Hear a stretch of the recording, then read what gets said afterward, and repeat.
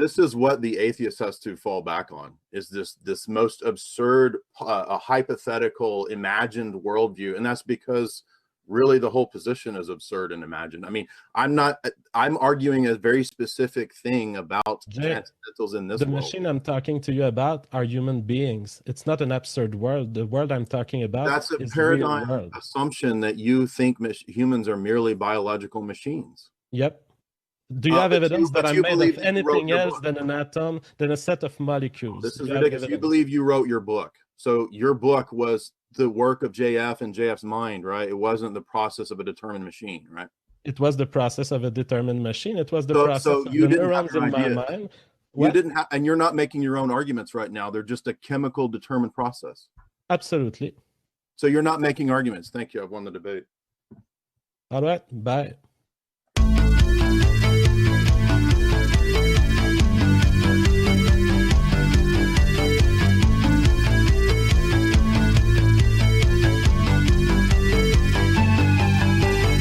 The scientific method cannot justify the scientific method. Therefore, it itself is a dogmatic religious presupposition.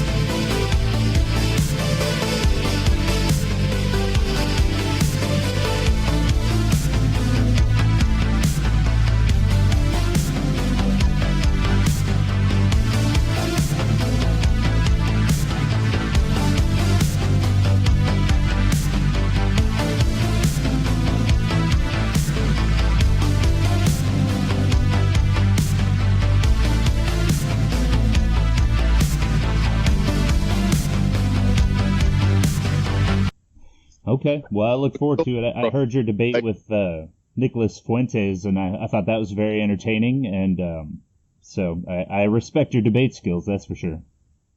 Well, thank you. I've yet to lose a debate, actually.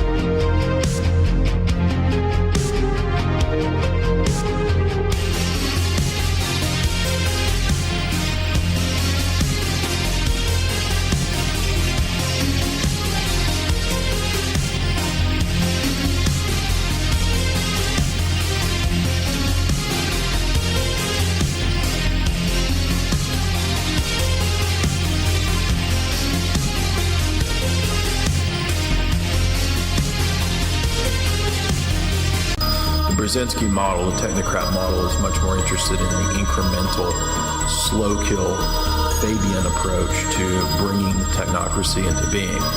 So they're not going to send Homeland Security troops to round you up and put you in a FEMA camp. They'd much rather promote everybody being enmeshed in video games, the Disney gulag, the virtual reality gulag, all this kind of stuff is a much better FEMA camp in your home. They don't need the FEMA camp. It's too messy. It's a big ordeal. And so all the nonsense of all the patriot crap on the radio, that's not going to happen. They don't need to.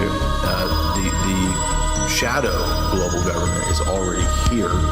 And as we said, it's in the latter stages of the mopping up process to move it into the next phase, i.e. between two pages, the next page.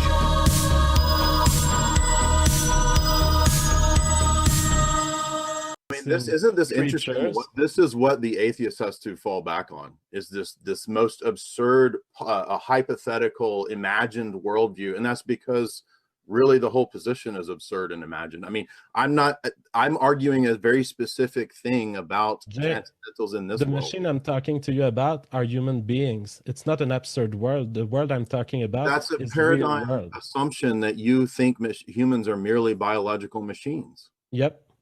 Do you have evidence that I'm made of anything else than an atom, than a set of molecules? This is ridiculous. You believe you wrote your book. So your book was the work of JF and JF's mind. I mean, Thank you to whoever made the Dyer wave audio. I like that. Thank you to whoever made the Dyer wave audio. I like that. It's some sweet stuff. In fact, I may just let that play again while we let some more people roll on in here.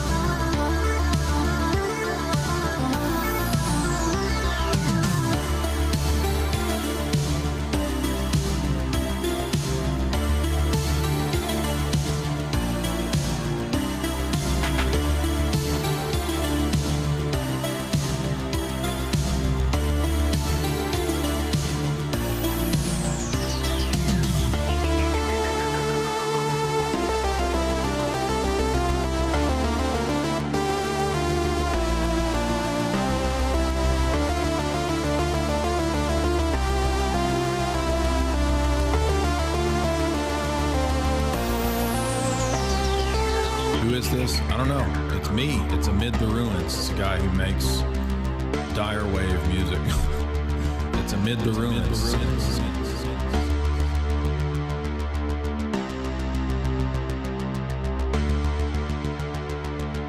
Dyer wave music.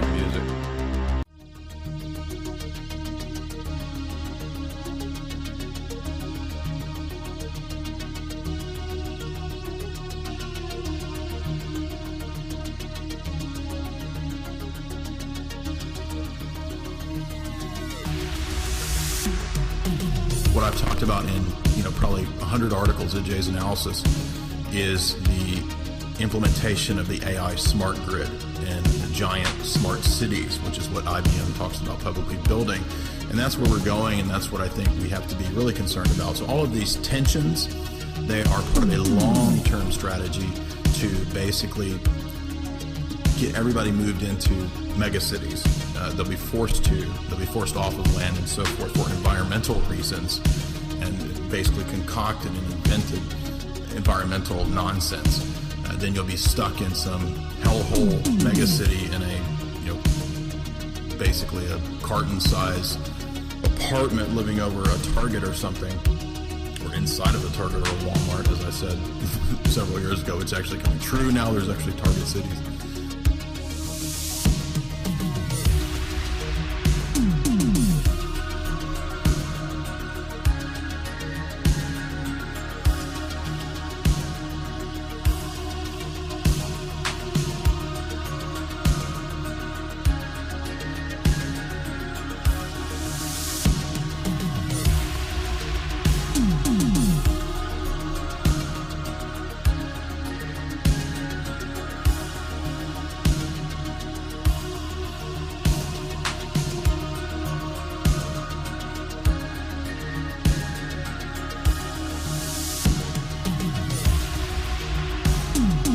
This is all part of the long-term globalist strategy. So, but to get there, you've got to have the constant clash, the constant alchemical blending and mixing and smashing together right out of Manichaeanism to produce the convergence, to produce the synthesis. And that's what's crucial in all this, and what is absolutely true from an alchemical, esoteric, philosophical, and geopolitical perspective. The fact that the ruling elite seek to be post-human.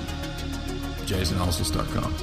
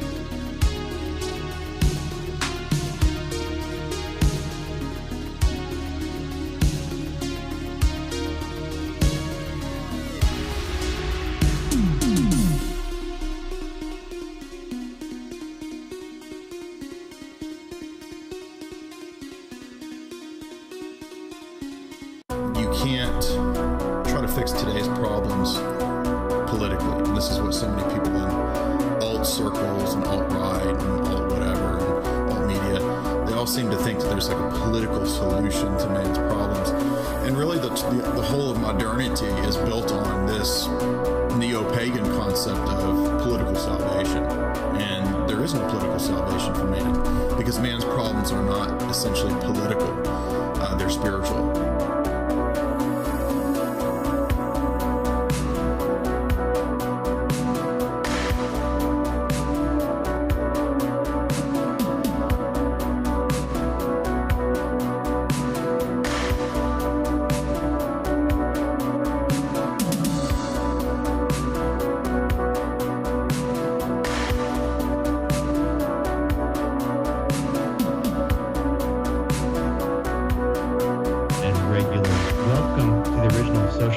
Club, broadcasting live on alternatecurrentradio.com. This is Boiler Room, dipping into the tail end of the week once again for a wrap-up and review of the week's media feeds, all things culture war, propaganda, and of course, per usual, we'll do our best to unravel the messes spewing forth from the garbage chute of the mass media cartels. I'm the creator, producer, and host of Boiler Room. My call sign here is Hesher at alternatecurrentradio.com. Thanks for joining us tonight for this live broadcast, October the 10th. You can check us out on the web at alternatecurrentradio.com and on Spreaker. Just punch in Alternate Current Radio or Boiler Room at Spreaker.com or on the Spreaker mobile app.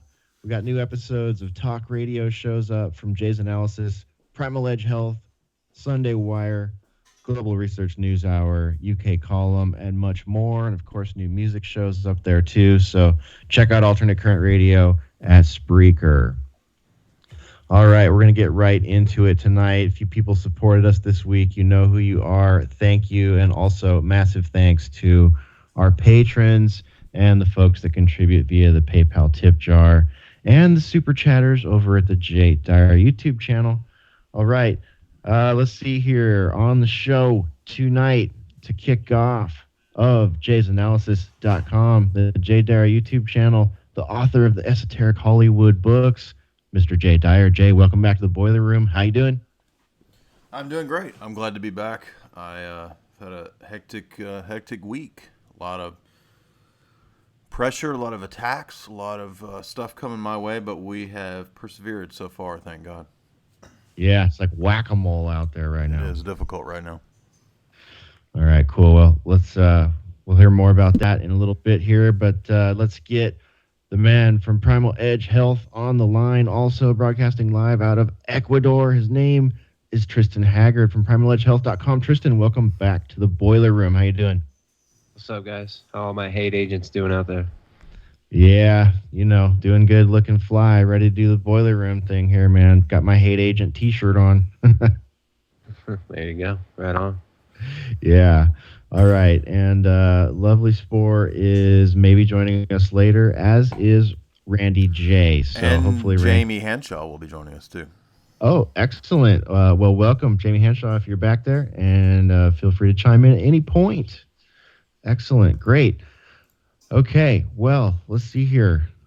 Spore has given me a few icebreakers to choose from, but I want to start with this one right here. Anger as power company shuts off supply to up to 800,000 people over California wildfire fears. So PG&E out there in California has imposed huge power cuts across Northern California and dipping into Southern California now to the tune of possibly 800,000 people going without power for a somewhat undisclosed amount of time. So that's pretty crazy. The rollout began around on Wednesday at some point, and it's last I heard it was widened out to about 34 counties. So that's pretty crazy. What do you guys think about the power getting shut off almost California-wide to avoid fire? Is this like testing for austerity? Rolling out these tests of when you are naughty and you don't deserve your power for that week or that month? Yeah. I think reportedly they had these kinds of problems under Ceausescu, and they would shut off power for a while just to, either punish the people or to teach them that you don't get resources unless you're good little creatures of the state, the corporate state, that is. That's definitely a factor. I've seen other stories out of California over the years that have kind of led me down that road too. Like I remember when they shut down most of the main highways in and out of Los Angeles just for no reason, just to see how it would go. I don't remember their exact excuse for it. At least this one they have a decent excuse for it, but that one was just like, what the hell are you planning? Well, I mentioned in Florida the energy company where you buy Florida, or I guess I don't know what the company here is, but they give you these things you can opt into to where let us control how much electricity, how much air conditioning and heating you get. Let us run it through smart meters or whatever, however they do it. Let us centrally control it, and we'll save you so much money if you let us ration how much electricity you get because you use too much carbon. Yeah, no kidding. Definitely. Let me just for a moment here welcome Randy J to the call. Randy J, welcome to the Boiler Room. How you doing?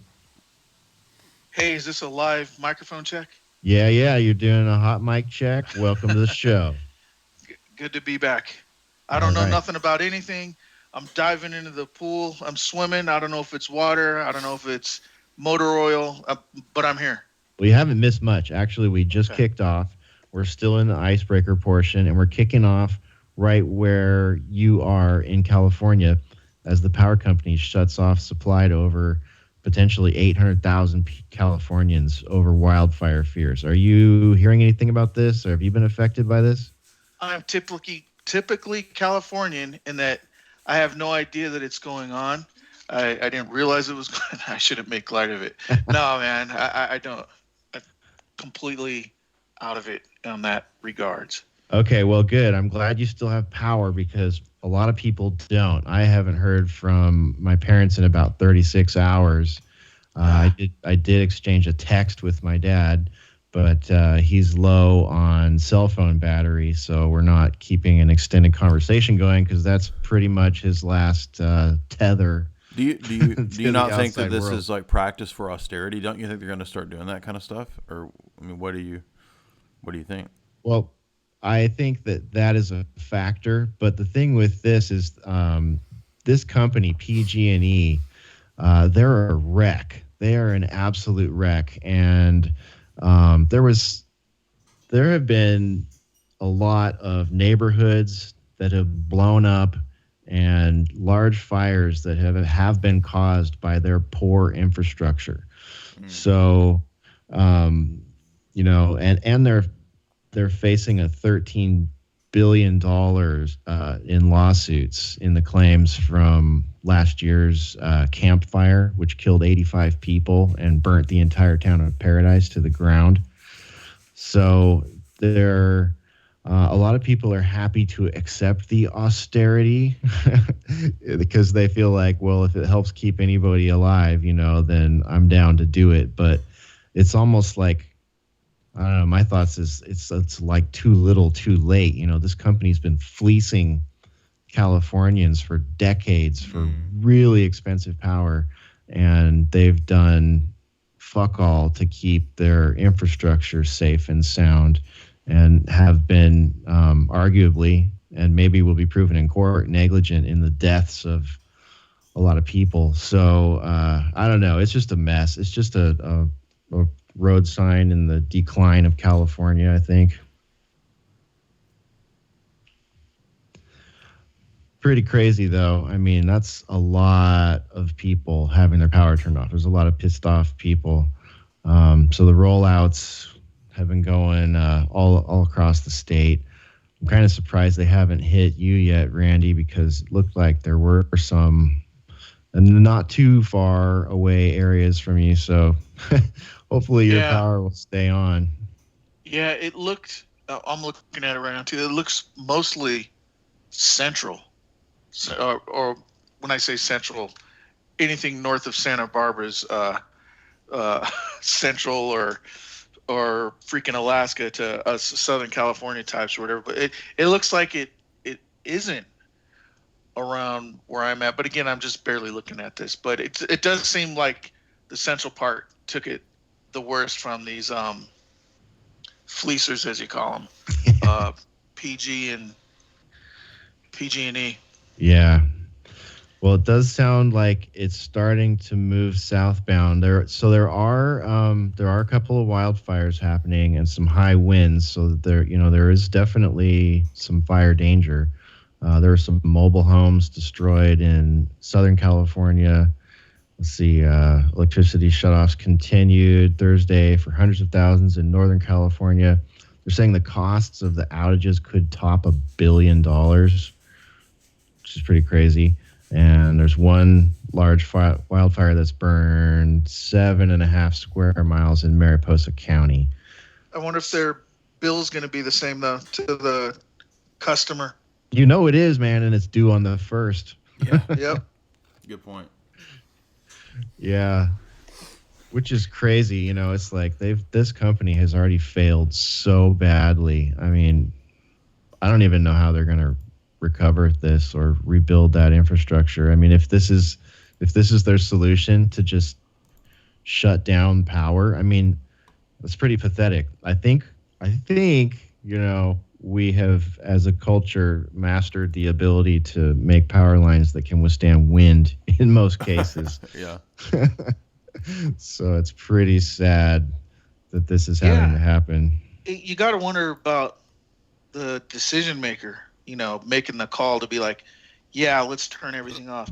I mean, the ivory towers must be really high with really thick walls and be like soundproof, so you don't know what's going on in the outside world to do that. Like, you must just think about it, right? Air, water, power, gasoline, stuff like that is a money press. So you just must be totally disconnected to be like, yeah, let's shut it down because we don't want to have some fires start. I mean, this is I'm always amazed on all these big weather things or anything like that. They act like it hasn't been happening for freaking decades. And they just come on board like, oh, we need to take this action and do this and do that. And then it's always overstepping for what? For something that's always been there.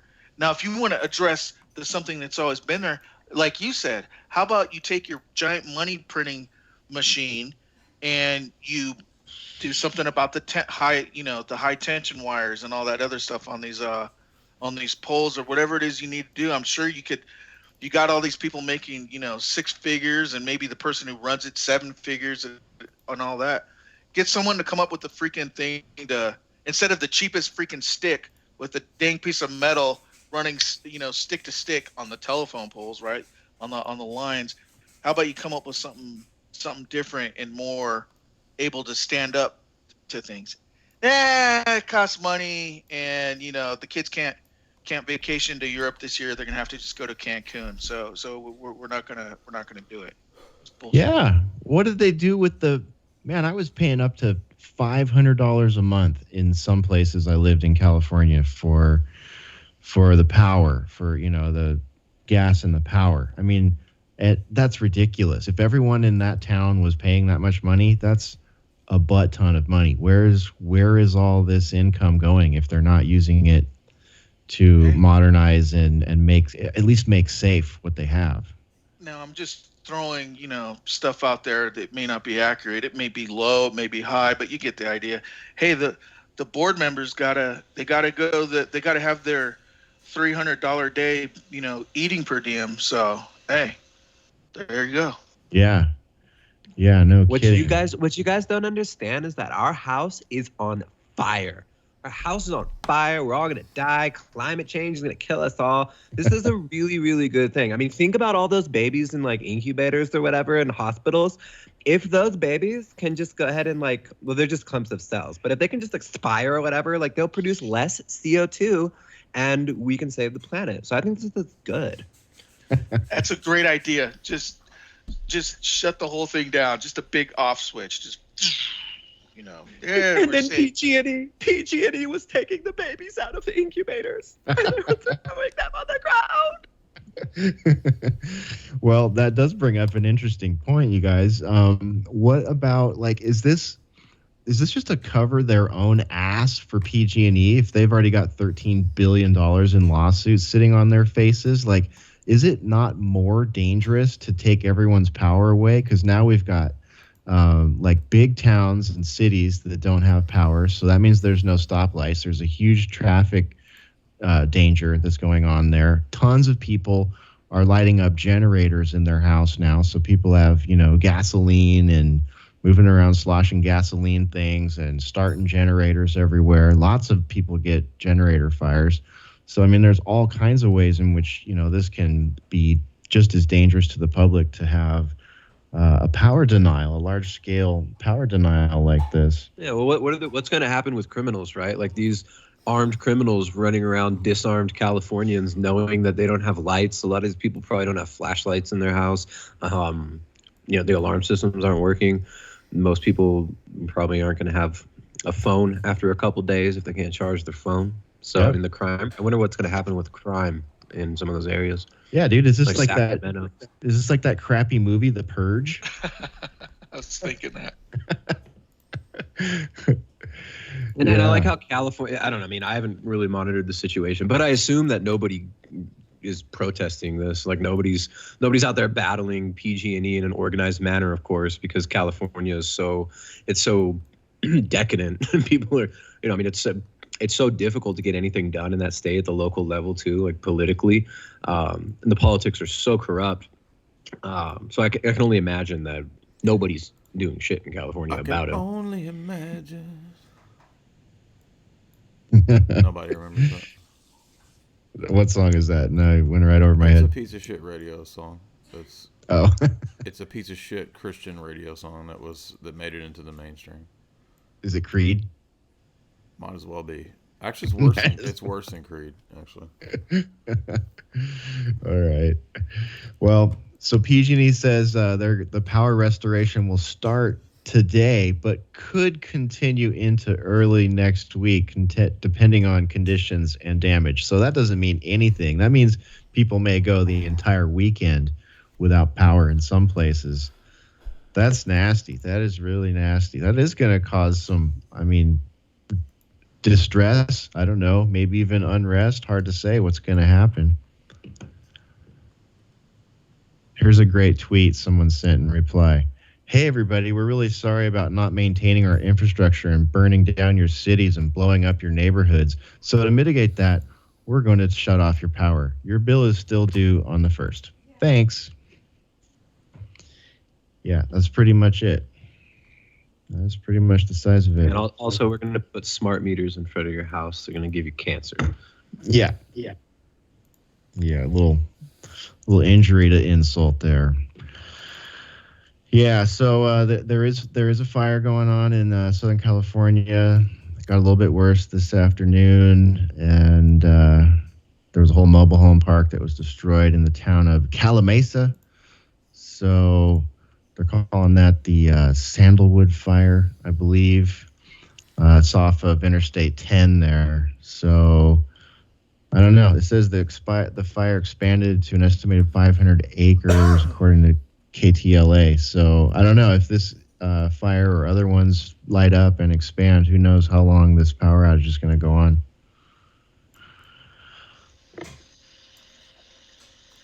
So there you go. That's what's going on in California. There's a number of articles about this, and it's being covered on mainstream quite a bit. So I'll link what we have on the show page.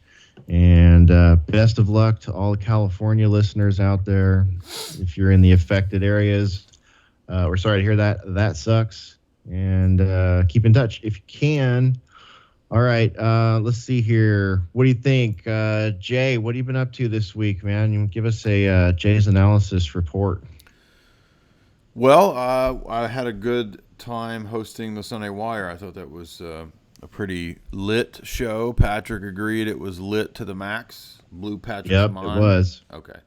Maybe I'm bragging, but It did come out pretty good. I drank a whole bunch of coffee and I kind of spurged out, went crazy, just kind of ranted for a long time. But we had a really good conversation. We broke down the climate stuff. We got into how the papacy has basically jumped on board wholesale.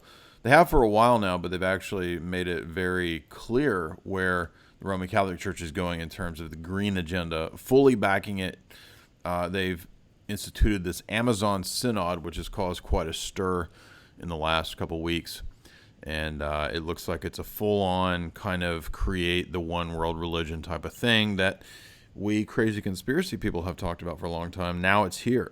We're actually seeing the formation of the indigenous New Age animistic traditions being melded with the kind of perennialist New Age ideas of Vatican II. We all have, we're all worshiping the same vague deity, and therefore the Pope needs to be more or less really just the head of all the religions. He's pretty much the head of all the world religions now, is where it looks to be going. And if you read the preparatory documents of the Amazon Synod, it reads like AOC wrote it. It quite literally sounds like something that AOC and the Pope got together and wrote. And so we have pretty much the wholesale, I would say, dismantling of the Roman Catholic Church right in front of our face. Now, we already knew that this was coming from the time of Vatican II, but we're seeing this in real time now. So this is pretty momentous from a historic vantage point. We're seeing the Roman Catholic Church basically implode on itself. And so it's just another layer of vindication, I guess, given so much pushback, so much opposition from those in the world of Roman Catholicism on my end, especially for the last 10 years, mainly in the last year. It's gotten more and more heated. If you've followed anything on Twitter, a lot of the debates. And so it's really coming to a head, and that's why the last few days in the world of religion and Roman Catholicism have been so pretty astounding, or weak, I should say, less weak. Yeah, so it's pretty wild what's going on if you know what you're looking for. So I covered that on the first hour of 21st Century Wire. I put a video up of that. It's gotten pretty good. I got about almost 10,000 views in the first day and a half, somewhere around 8,000 views, which is good for my channel since I don't really get the traction like I used to. We've overcome a couple hurdles I won't go into in terms of the back end of things on the terms of my business. Those hurdles have been overcome. We're doing good now. Gonna have to reformat a few things, but no major changes. Nothing has been lost. None of the site was damaged. Nobody's information was damaged. Nothing was hacked. I was undergoing a pretty sophisticated kind of carding issue, which has nothing to do with my customers or anything like that. It's where an external person basically utilizes cards that they hacked on your site. So some people wondered what I meant, and somebody gossiped and said he was hacked. Nope, I wasn't hacked. It had nothing to do with me. It's my site runs like any other website. If you purchase something, or even at a restaurant, right? If you purchase something at a restaurant, they don't have your credit card information. It doesn't work like that. So it had nothing to do with any of my customers. Nobody's subscription information is compromised.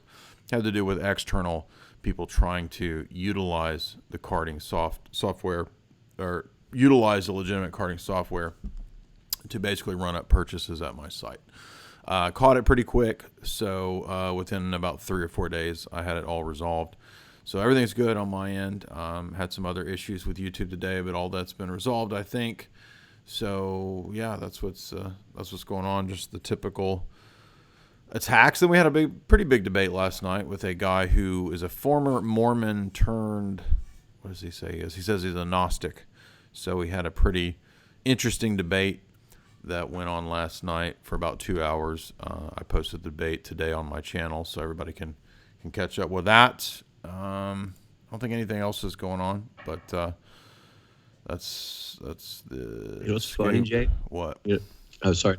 You know what's funny? You're talking about like the Vatican and Vatican II and everything. And it's funny being in South America and seeing all these nations being destabilized by the IMF. Right. The neoliberal globalist policies essentially destroying the poor here, trying to turn. I mean, not just destroying the poor, but actually trying to create more police states and create genocides against them, and rolling in these crazy measures, austerity measures. And what is the Vatican doing about this? Absolutely nothing. Right. Absolutely They're supporting nothing. because they're tools of the CIA and the same corporate structure that runs the West. So they're not, of course, they're not going to do anything. Absolutely.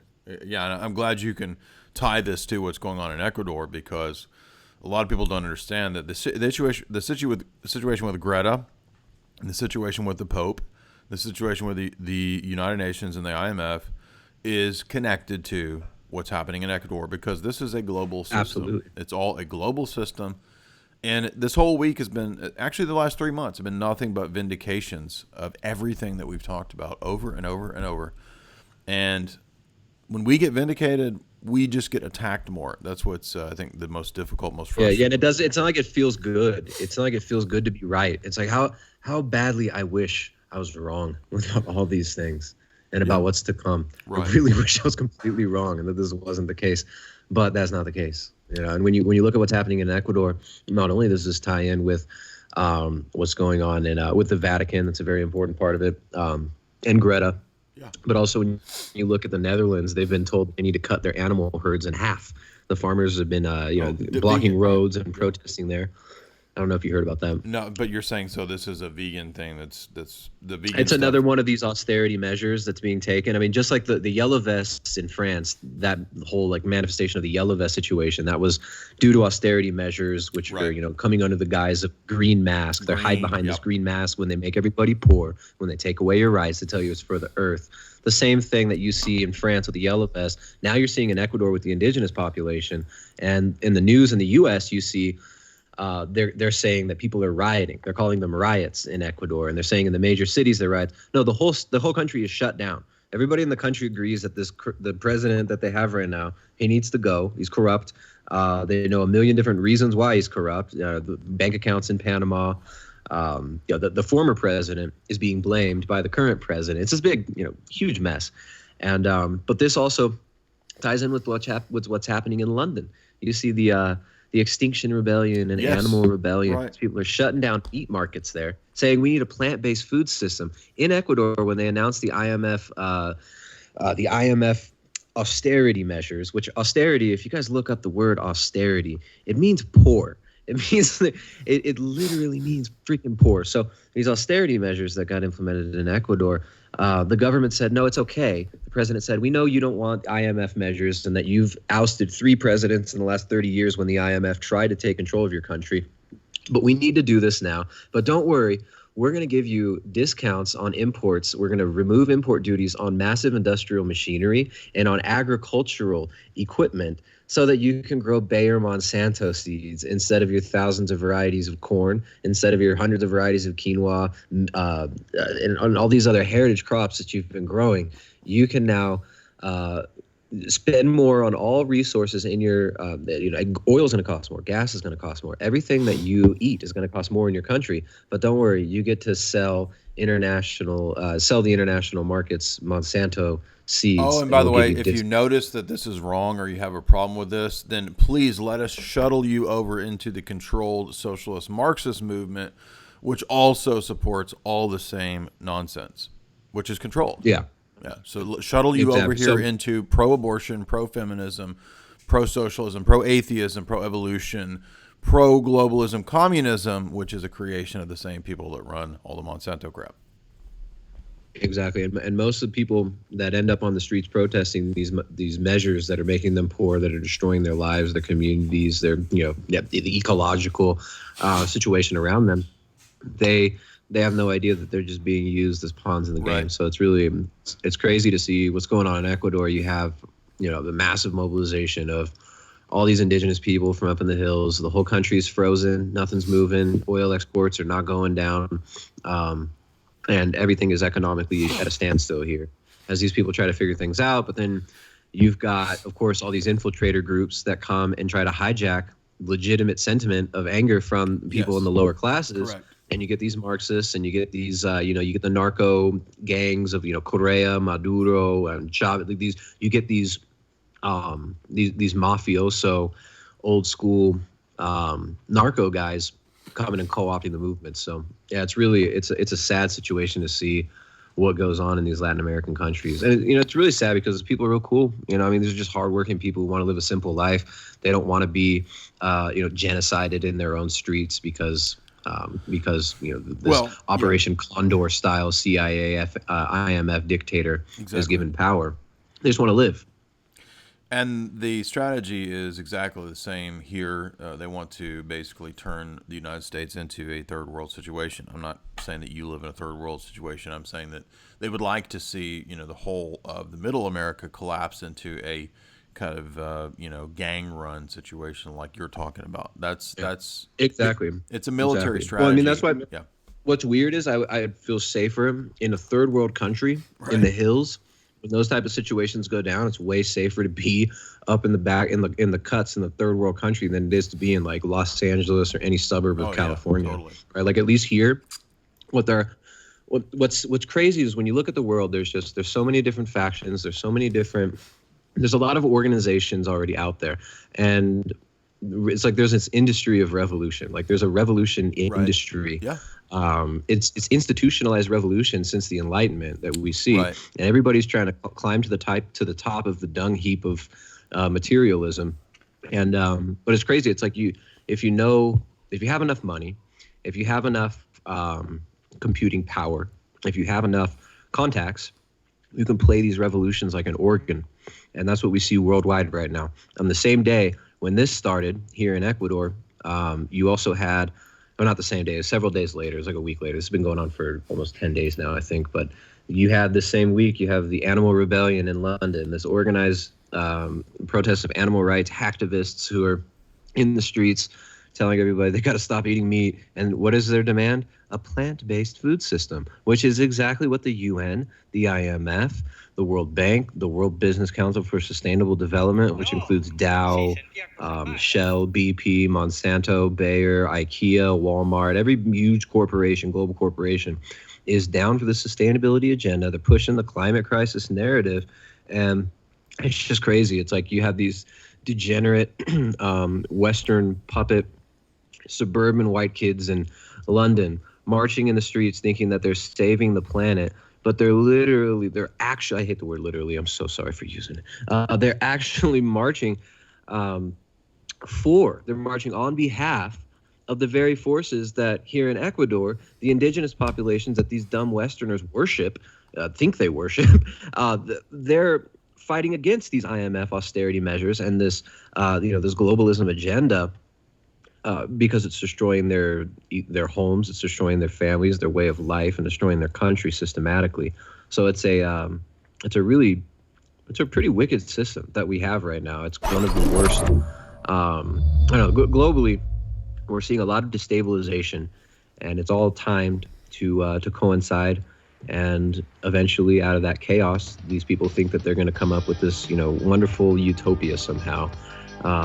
But they basically just want to throw a giant net over the whole globe and create another layer of bureaucracy globally that is solidified into another system that people can fight over, Game of Thrones style, to take control of, just like all these other little systems within the system. Yeah, so I've been here for years now, writing articles. I wrote countless old articles back on Jay's Analysis years ago about the IMF, about how it works, about the Bank for International Settlements, how the whole superstructure works, what they do when they go into countries, how they set up these predatory loans, how they can utilize regulation or deregulation. I talked about John Perkins' book years and years ago. I did a whole lecture on Carol Quigley's Strategy and Hope, all 16 hours, 8 lectures. You would think people would be wanting to learn this. Stuff that we've been here talking about for years, stuff that we've been mocked and made fun of for years. And you would think people would be signing up in droves to, hear all these lectures and take notes and understand how the world really works. And no, everybody would rather, play sports ball. Well, actually, no, they don't want to play sports. They want to watch sports ball. They don't even have the masculinity to play the sports ball themselves. They want to watch sports ball. And it's just really, sometimes you just get sick of all this crap. It's like, what's crazy? I've been monitoring Twitter and just kind of watching this whole thing going down in Ecuador and watching all the language and seeing the trends and the different groups and influences and monitoring the situation as as this new military terror regime temporarily takes control, because this happens in Ecuador a lot, and the indigenous usually end up getting what they want. The problem is, well, I mean, who knows what's going to happen afterwards? A lot of these groups are co-opted. Some of the indigenous movement has been aligned with Marxist type ideas, and some of them, there's all sorts of infighting. There's all sorts of factions, but sorry, I'm looking at Jay's stream right now, and he's distracting me with this crazy Pope images. Jessica, where was I going with that? I don't know. You talking about your moderating. Oh, looking at Twitter, watching the language on Twitter, right? And you see today, if you go to like hashtag Quito, so that's the Quito, Quito is the capital of Ecuador. That's where most of the protests are going down. The government had to leave. They had to move from Quito to Guayaquil. So the president left the capital city, went to Guayaquil, which is the coastal city where the Marines are and where most of his military is. And he's also the U.S. State Department is right over there in Galapagos with an airstrip that they were given earlier this year or last year. I forget which one. But yeah, so there is a lot of Western meddling. But when you look at Twitter, today I started seeing they started throwing up like porn stuff. Like there's all these, like out of Quito, they'll use hashtag Quito, they'll use Paro Nacional Ecuador, they'll use like all these hashtags that people are using to spread images of the protests. But now there's somebody that's putting up porn with those hashtags, which is just, I mean, classic Western degeneracy, distraction stuff. So yeah, I just thought that was kind of a funny thing I saw today. So did you see go ahead. Oh, go ahead, Jay. I was going to see if you guys saw the today's action in London with the Extinction Rebellion. They were shutting down the airport over there. Some guy, I don't know, it's unclear to me whether he's actually glued, but people are saying this guy glued himself to the top of an airplane so it couldn't leave. And there were all a bunch of people sitting in the airport trying to shut it down. There was a guy. See, and nobody does anything. When these vegans are out there protesting, no one does anything, right? But when when people actually mobilize in Ecuador and they start surrounding the capital, and none of them were violent. The police violently attacked them and called them all sorts of basically saying that these are terrorists when it's majority of the population that wants the president out. So, I mean, you can tell exactly what, you can tell who's the controlled opposition by who opposes them and who doesn't oppose them.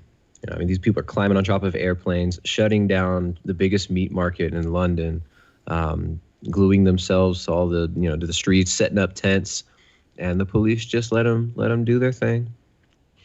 They did arrest a bunch of people, but that was the goal. That was the stated goal of Extinction Rebellion this week, was to get people arrested. So they say more than 1,000 activists have been arrested in London alone this week, including 50 at the London City Airport. So it's almost like, even when they are getting arrested, in this case, you've still got the police participating along with the planners of this thing. When you get to who's behind it all, you gave a pretty good rundown of that. But it's pretty crazy when you look at all of the companies involved. I mean, they've got that Dr. Gail Bradbrook, who was the co-founder of the Extinction Rebellion movement. And this is funny. I didn't hear this one until this week. She told someone at the BBC that she came up with the idea after praying in a deep way while under the influence of psychedelic medicines on a retreat last year. Wow. Yeah, which is pretty interesting. But that's what Copra talks about, what I talked about last week on Sunday Wire. By the way, if everybody, if you were on YouTube and you heard the 30-minute clip of me talking about the Pope Francis and Greta and the green climate and all that, and Friedhof Capra, you can actually go to the Alternate Current Radio Spreaker page, or you can go to my podcast and you can listen to the full Sunday Wire podcast as well, also at Sunday Wire's podcast. So it was actually a 2-hour discussion, and people were like, this is a 30-minute clip where you talked about doing impressions. Where's the rest of this clip? Go listen to the rest of the audio. I just didn't put the whole thing up, 2 hours worth on YouTube. But But yeah, we got pretty deep into all this stuff, on the last Sunday Wire, and I went through the whole section where Capra talks about how when they bring this new eco economy in, he talked about the green economy back in the late 70s. He said that would be the future, is this green austerity economy. He said what they would do for all the masses is give them a bunch of LSD and shamanism and ritually initiate them into basically being slaves. It's to make you into the slave class. Look what Burning Man is. That's exactly what I said. Everybody Yeah. going out in the middle of the desert. Yeah. No, I said Burning Man is the vision that Capra had back in the late 70s and early 80s. That's what he describes in the book, Burning Man. Yeah. And Burning Man is also the design of it. It's designed just like the smart cities, just like the UN agenda cities. It's a giant panopticon. I wouldn't be surprised if that was the quote-unquote retreat that Dr. Brad Brook is talking about. It's funny, these people, they go on these ayahuasca retreats. They fly down to South America and they go hang out with these brujos in the jungle who just want money. I mean, when you talk to these shamans, these so-called the shamans, they consider themselves sorcerers. They don't consider themselves like a medicine man or anything. They tell the Westerners that, but what they do is they battle with each other, and they're in spiritual battle with each other for power in their area. And that power, of course, they believe it's given to them by the spirits that they're communicating with. A lot of them think that they're their, familial spirits and stuff like that. But these Westerners, they come down, they bow down before the shamans and their taitas, and they give them these exalted names. It's so spiritual to roll around in my own poo. Dude, a lot of chicks get felt up and stuff, and even worse. I mean, there have been sexual assaults in these situations in South America, these whatever ayahuasca circles and stuff. But they come down here and they get all hyped up, and they basically they go through these initiations, and they think that they're enlightened, and they go back to the West, and what are they doing? They're working for the same policies, these IMF policies, these neoliberal policies. They're pushing this globalist, crazy corporatocracy, technocracy agenda on the world that's destroying the way of life of those people, right, who they just pretended to exalt in their little ceremonies. So it's really twisted. Podcasts out there, we figured all this stuff out. We figured it all out. We have the whole game plan down. We're the most woke. And does it feel good to be right? No, it sucks. And it sucks. And everybody's mad that you're right because they didn't want you to be right, and you were trying to tell them what was going on to help people out. And Plato's Allegory of the Cave, everybody wanted to stone you because you told them the truth, and we're trying to help people out. And it's no fun also because then people, I don't know, people get a little bit freaked out when they start to see it.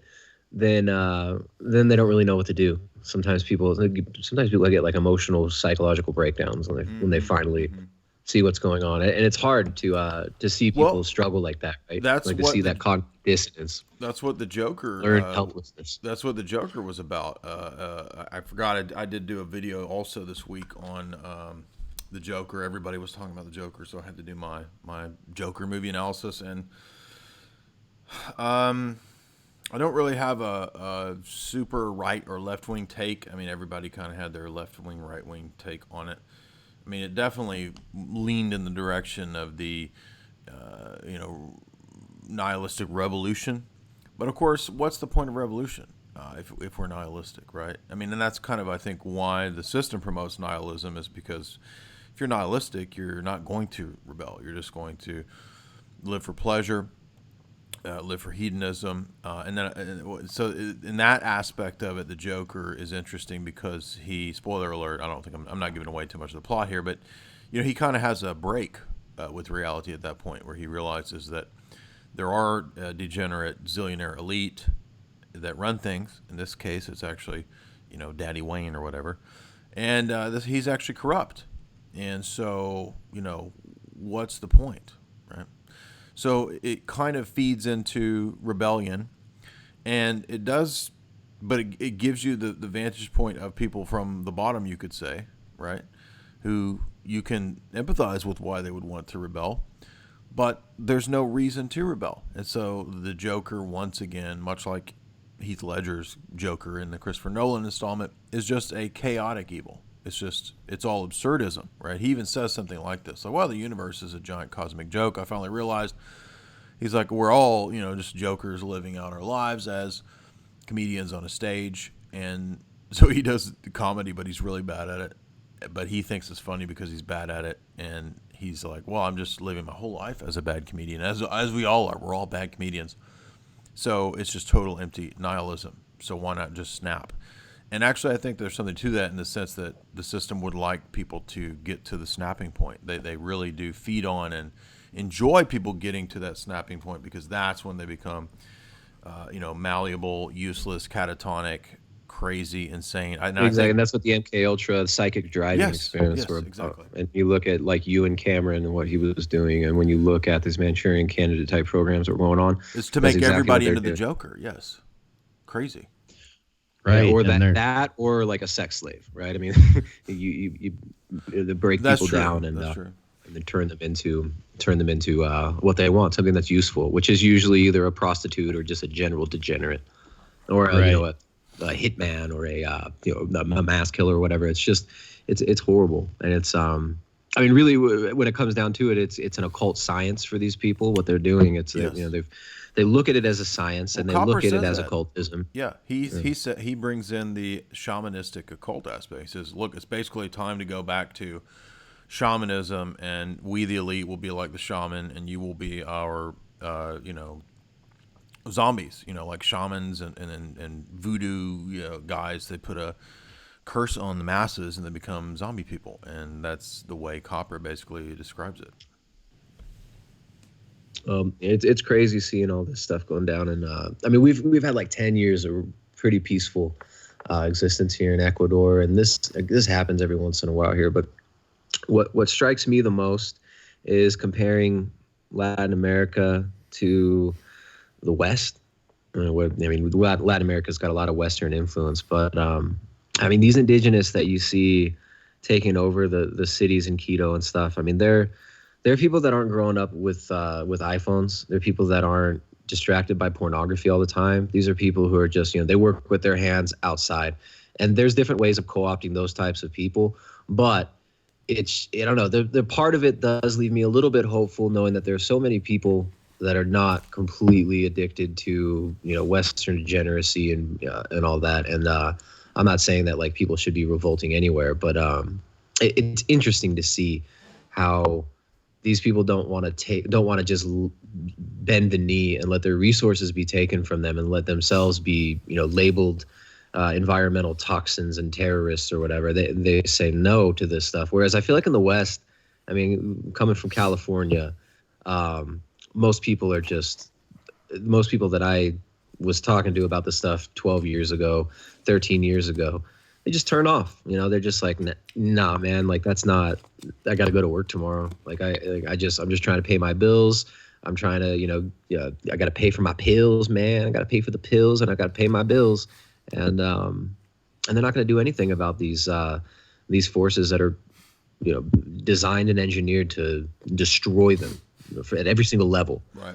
So it's good that that a lot of people do stand up and want to battle this. Unfortunately, the way people are organized and divided in the controlled opposition groups, there's another black pill at the end of that tunnel. But we'll see. Maybe things just have to get so bad where everybody ends up questioning their basic beliefs and presuppositions, and ultimately we're not going to be saved by any political movements. Right. We're not going to be saved by any diet. We're not going to be saved by any sports team. We're not going to be saved by any of these things, right? So it's like only by the grace of God are we saved. Isn't it interesting that humans almost seem to have this inherent drive to have an ethical system?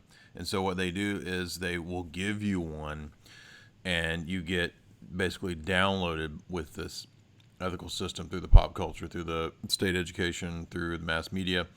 And now it's this replacement animal rights stuff. I never would have dreamed that animal rights would be like the new ethics of the future, but it works perfectly. It works perfectly with all of this green eco austerity stuff, because it teaches you that you are the problem. It's a new guilt trip, right? You have to feel bad. You have to control yourself. You have to be controlled because you have damaged the planet, right? It's just what it speaks to is man's inherent desire to have ethics, and even if he doesn't have the right ethical system, he'll create one or he'll adopt some made up one, which is just interesting at a fundamental psychological level. Yeah, it really is. And the Extinction Rebellion, when it comes down to what they want, it's so childish and simplistic. It's crazy. Like they say that it's threefold, and the first is they want to call on governments to, quote unquote, tell the truth by declaring a climate and ecological emergency. of course, the emergency, right? Right. We need emergency powers for all the governments, just And- like after 9/11. This We're is in a the crisis. time. We're in a 9/11, crisis. everybody. It's worse. Every We're globalist all book. gonna- We're in a crisis. We're in a crisis. We're in a crisis. Yes. And notice how they said truth. Tell the truth. So once that is the main talking point for the movement, anyone that speaks oppositionally to it is looked at as anti-truth. So if we sit here and point out problems with that, then we're just anti-truth people. Now, wait a minute. I thought there was no truth. I thought truth was whatever you want it to be. It's all relative. What do you mean? Right. Yeah, there is no truth, but tell it. It's relative until it goes outside of that particular worldview. Yeah. By the way, so there's no ethical right or wrong, but you should feel bad for hurting the earth. Yes, and you nothing should feel is bad, for, but you should feel bad. So yes, did you see Joker, Hesher? I'm curious as to what your take was. I have not caught it yet. Okay. I'm waiting for the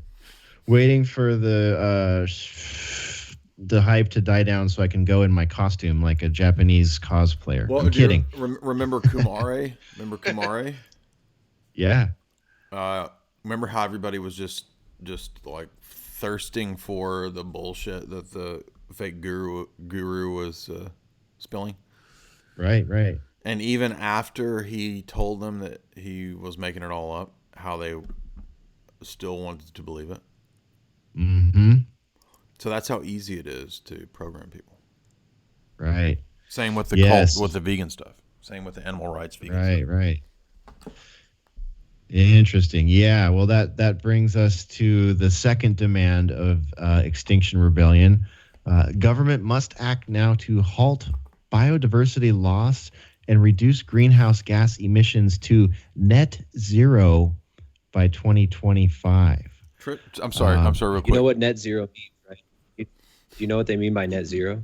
Yeah. Yeah, no extra, right? They mean that. Am I breaking up?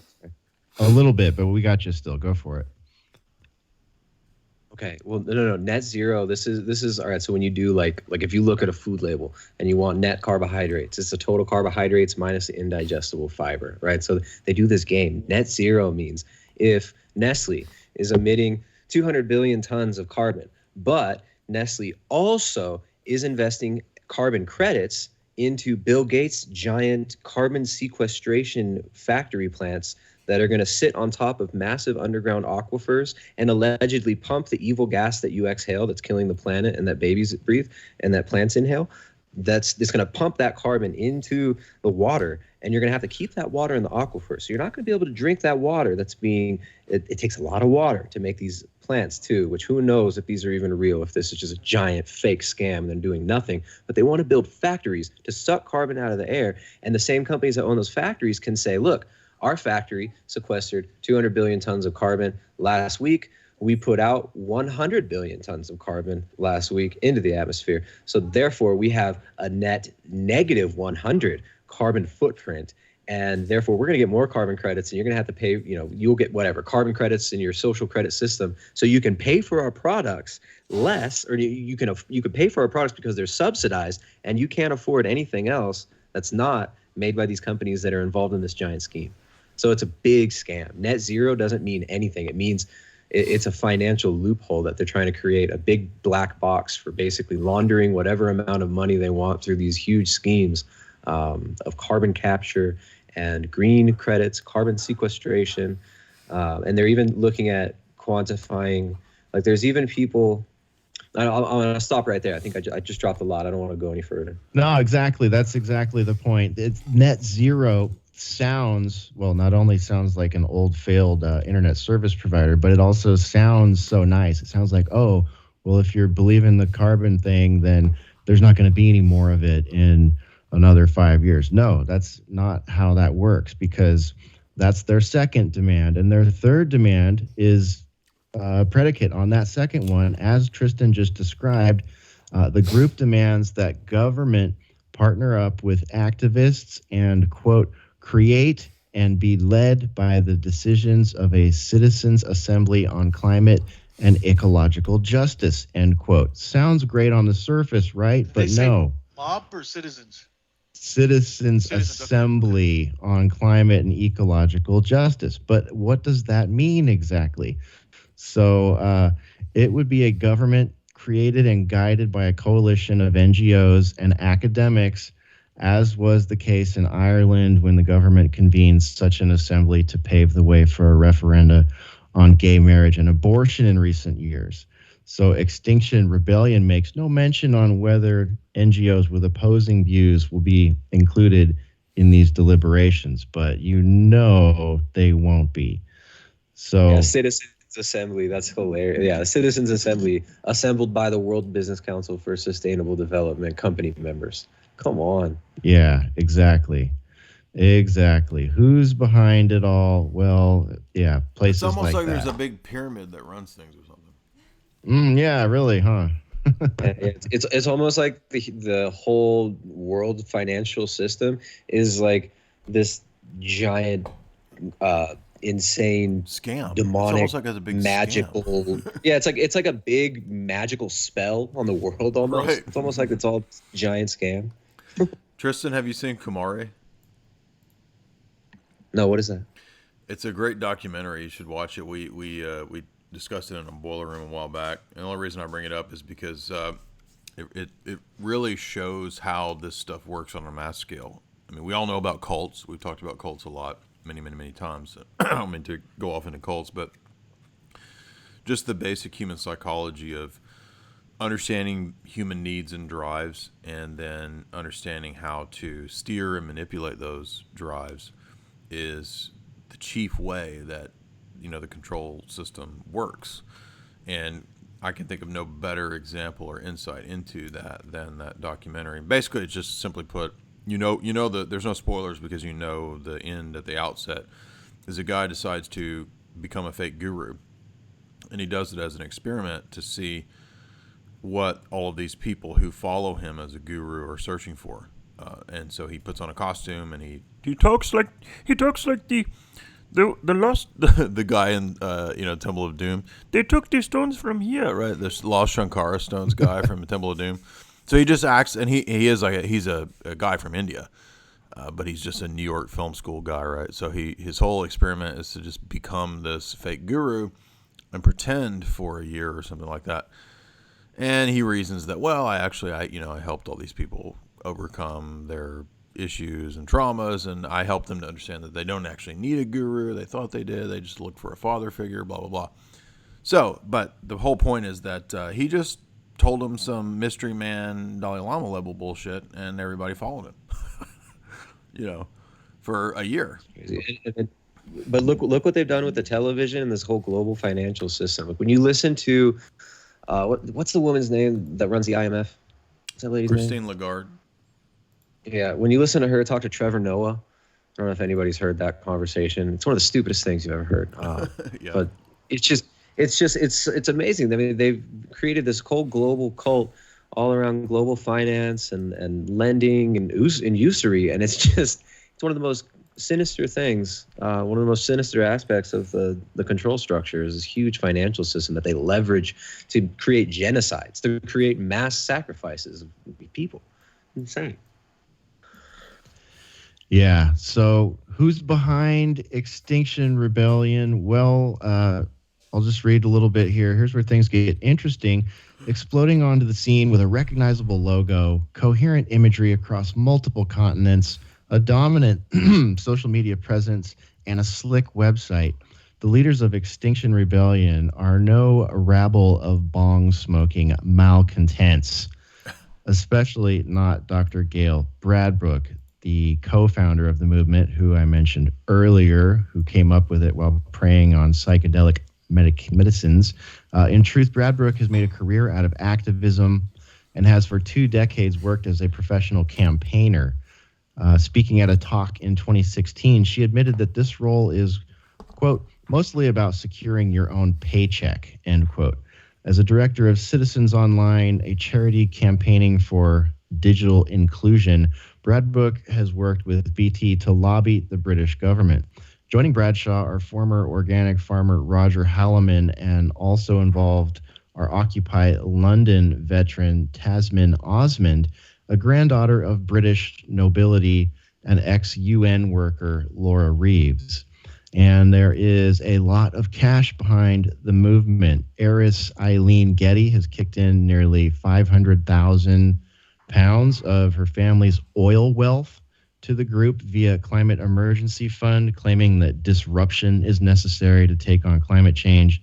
According to its own data, Extinction Rebellion has raised just short of £1 million in large donations since March from groups like that and from other foundations. Here's a Child's Investment Fund Foundation, set up by a hedge fund manager and run by former vice chairman of billionaire financier George Soros's Open Society Institute.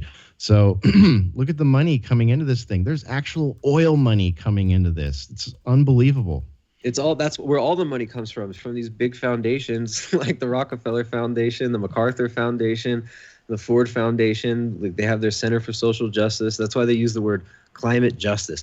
It's the ultimate social justice movement, right? Animal justice, climate justice, gender justice, stapler justice, like everything. There's going to be justice for everything in this ridiculous economy. And they're tying in so much feeling with all this too, with all these kids. They're telling these kids your house is on fire. That's the mantra of the Extinction Rebellion.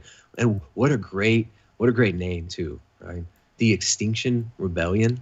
I mean, when you think about kind of the meaning behind that and what they could really be saying with that, as these vegans, you know what these vegans love to do in these ritualistic, weird little street theater agitprop things? They like to lay down naked and pretend like they're slaughtered animals and pour fake blood all over themselves and wrap themselves up in packages and do these giant cannibalism rituals with loads of people in street theater.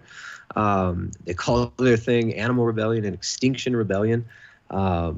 It's becoming so obvious. It's crazy to see, like, every normal person has to see this now and figure out how to deal with this. But nobody, when you look at what's going on, all right, I'm going to pivot here just for 1 minute. Sorry, I know I'm going on a big crazy rant.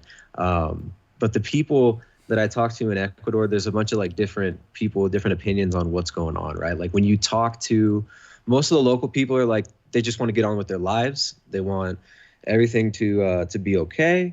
Where we live, nobody's protesting. We're in the hills. Like everyone's okay here in the South. We're not near the major cities and the capital. So everyone just wants to go back to work. They don't like the president. Most of them understand the IMF's not a good situation. They all agree that there's no good alternative being given that everybody can agree on. But then when you talk to like some of these boomers, like you look at Facebook groups that are full of expats and boomers, they're all like, this is so stupid. Why are these people mad? The IMF is going to help them. The IMF is like, they need to get their stuff together. We're going to help them to fix their economy. They've been in, like, I watched Trevor Noah talk to Christine Lagarde, and they said that the IMF helps these countries. So all these boomers and expats, they buy into the Western narrative. And then apparently, I don't know, it's so funny to see all the little controlled opposition groups and the ways that people are manipulated to see and interpret and react to these mega spectacles that we see. And there's so many little controlled opposition groups, and most people do end up believing that one of those is true and joining one of these controlled opposition groups. And it's that's what we're seeing, the whole climate crisis. They're turning every single millennial and like middle class and even upper class kids into activists on behalf of the Madison Avenue, the global elite. Yes. So when it comes to what Extinction Rebellion has been successful at, well, they did get 11 countries and dependencies to declare a state of climate emergency. Even if some of them, I'm talking to you, the Irish out there, the president did say afterwards that it was only a symbolic gesture. But they've also been successful in pandering to the wishes of global financiers and the new captains of green industry. Their call for net zero carbon emissions is echoed by the World Bank. What do you know? Go figure, just like Tristan was saying. And a host of investment firms, including HSBC. Are red flags going off yet? JP Morgan Chase and Citi. They see that profits are to be had in climate-related sectors. So but that's Hesha, what it's all they're about. clearly listening to the millennials. You know, the market follows what the demand of the consumer commands, and they're clearly just listening to the market indicators. And the millennials, they're a very enlightened generation. They want what's good for the earth. They want more abortion. They want to put the pee-pee in the poo-poo. The millennials need to give us that $130 trillion, and we're going to invest this exactly as we tell them to think we should invest it. It's going to be amazing. So, yeah. So the millennials, you know what they want? They want your pension funds. So there you go. These groups, which have band together to form the Climate Finance Partnership and Blended Finance Action Task Force. This was a great point, that Patrick made Sunday, was that all of this austerity climate crap and the carbon exchanges and the 100 Rockefeller resilient cities, how that's all going to be paid for, and the different sub-exchanges that are Rothschild, Rockefeller, and then Obama, Al Gore, that's going to be your pensions paying for all that. That's exactly what it is. They want access to taxpayer money and pension funds to do this. And the Western money, according to the groups, will be funneled into projects in Africa, Asia, and South America. So it's just a giant scam. It is a giant scam. And the fact that people think that teenage activists are waking everybody up and telling people the truth, and that we need to do this, we need to open up pension funds and taxpayer money into these carbon credit net zero scams that are just going to corporatize everything down to the air you breathe. It's amazing to me that people really think these are like grassroots movements. It's so bad. So freaking bad. Well, Hesher, come on. Don't you like freedom, man? What are you, a communist? Yeah, I like freedom to breathe and fart and eat a steak. And it looks like that makes me really bad, I guess. Yeah, it's crazy. I don't know if you guys saw the last couple of 2 days ago, I put out, it was a long interview, but I put out some shorter videos. One of them 4 days ago called Vegan Revolution, the Animal Rebellion in London. That one's pretty good. And then there's I Am a Vegan Now. We almost do this. Both of those videos talk all about exactly what we've just been talking about, the giant scam. And they're kind of funny too. So yeah, those videos are pretty good for. By the way, I love audience. both of those, man. I watched them both twice. They're really funny. Yeah, I made my wife cry with both of them. It's like the type of video where you're laughing, but then by the end you kind of want to cry while you're kind of laughing. It's really it's kind of like the Boiler Room. All right. Yeah, no kidding, man. All right. Well, there was a cool op-ed piece on Extinction Rebellion up at RT that I thought was pretty funny and brutally honest to the people participating in it. I read that. That I was shared really that. good. Thank you for that, by the way. Yeah, that one, I got a good chuckle out of that one. I'll put that on tonight's show page so everybody can check it out. It's called Extinction Rebellion is a carnival for middle class who love to dress up as activists. It's a pretty scathing review. I like it. All right, let's see here. What else is on the docket this week? How about... Oh, man, so much weird stuff. Let's see. Let's go to tech for a moment. Let's switch over to tech for a moment. I saw a Chinese UFO today. It's a helicopter that they're calling the Super Great White Shark. Super Great White Shark. And, yeah, it looks like a... Pronounced great. A super great rat shark. A great rat shark. Yes, the Chinese UFO makes waves at Tianjin Air Show.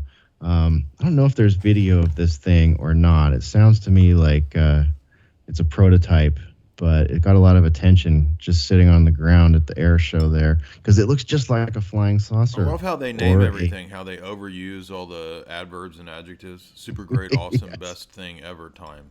You know, it's all so over the top. Number 1, flying great white shark UFO saucer. Yeah, interesting though. A rotocraft. Images of a circular rotocraft appeared online after the 5th China Helicopter Exposition, which opened just today, I believe, Thursday, in China. But pretty neat looking. Actually, it's really cheesy looking. It looks like it's made of paper mache or something. I'm kind of wondering if they have actually tested this thing. They say they have. They have a... There's a sign on it that says conceptual design of propeller blades has successfully been applied in helicopter design. But hey, there you go. If you're into concept vehicles and stuff, China has a very convincing looking flying saucer for you to add to the UFO jumble that we discussed last week. Super great white shark. Yeah, so I don't know. I want to see the thing fly. It doesn't look viable to me. It looks like it's covered in blue tape or something. I don't know. I'll send you guys the link so you can check it out. It'll be on the show page. Like this, the Chinese government, they've like institutionalized so many weird little scams, like all these clickbank type things, and a lot of these internet scams that are run out of China are pretty crazy. But there's so many projects that were built in Ecuador in the last 10 years with Chinese companies, and after Chinese loans that could be paid for in oil.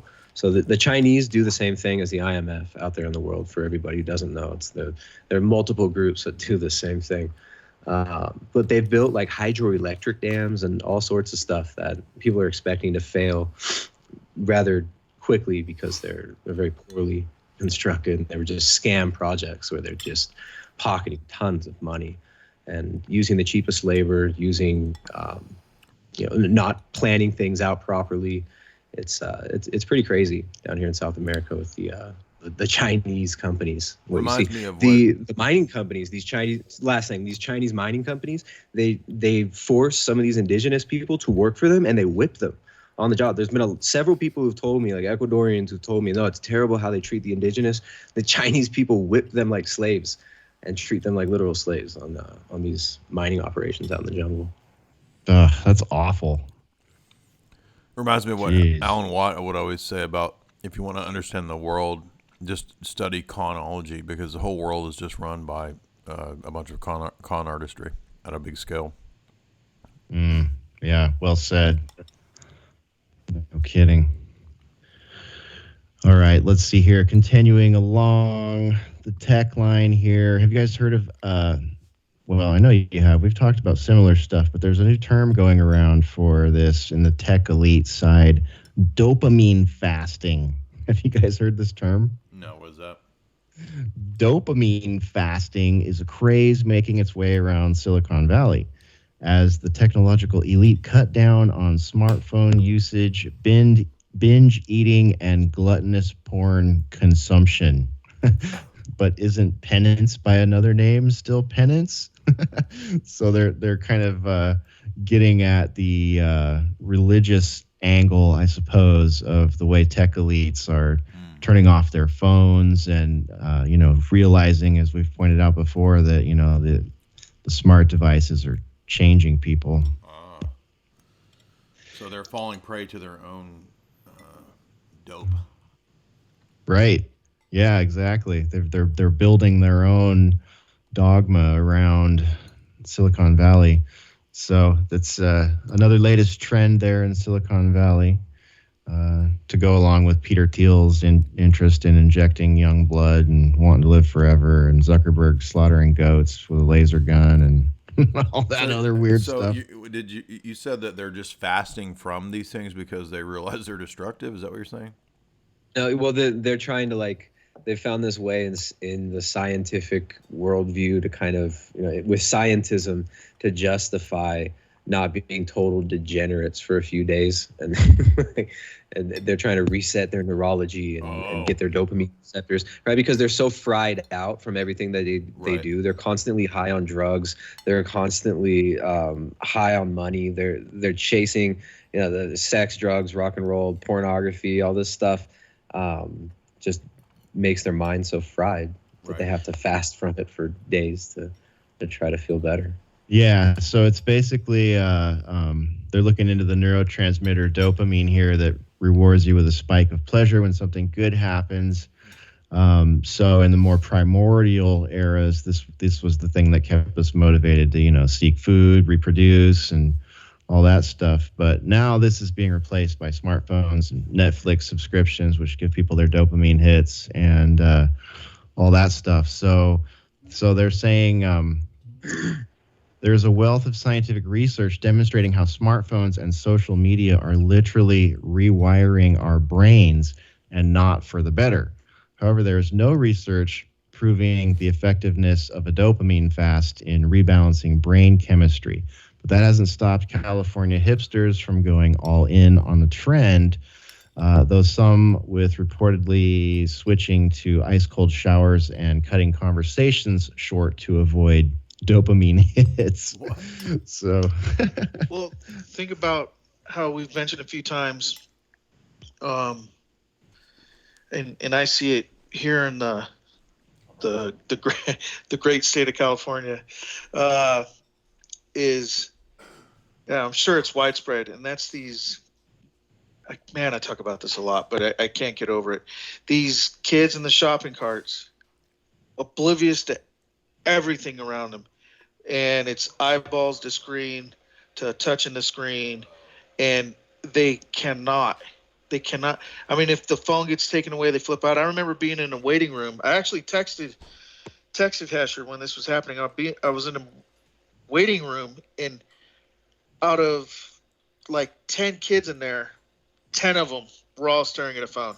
And then like maybe 80% of the adults, like almost every adult, and every single one of them staring at the phone. And okay, the adult sort of has the advantage, right? They're an adult, you would think, but the kid is just constantly having that dopamine hit, making Pikachu, get coins or whatever the hell they're doing, fake coins or whatever, and bells and whistles go off, and it's like that for them nonstop. What do they do? When do they turn the dang thing off?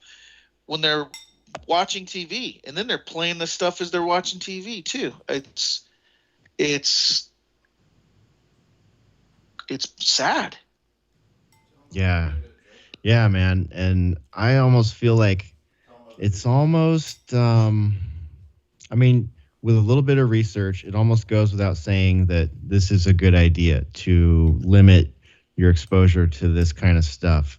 But it's almost like a big, neener in your face when a tech oligarch can put all his computers and phones down for a week, because you can bet that his employees will not be able to do that if they want to continue to have their job. So it's almost like a ceremonial FU, to the people that are literally tied. I shouldn't use the word literally there. I did mean it earlier when I was reading it, but very seriously, figuratively tied to the black mirrors in their pockets and screens in front of their faces all day to do their jobs.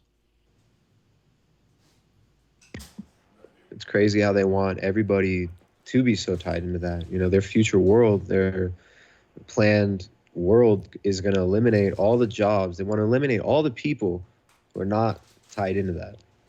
So they want everybody completely addicted to this and being programmed in those feedback loops and being influenced consistently and programmed through it every day. Yeah. This this whole concept is exactly what the Topher Grace character in the most recent season of Black Mirror was in the middle of doing. And it was totally like that. He was like a Buddha on a mountaintop or something like that, white robes.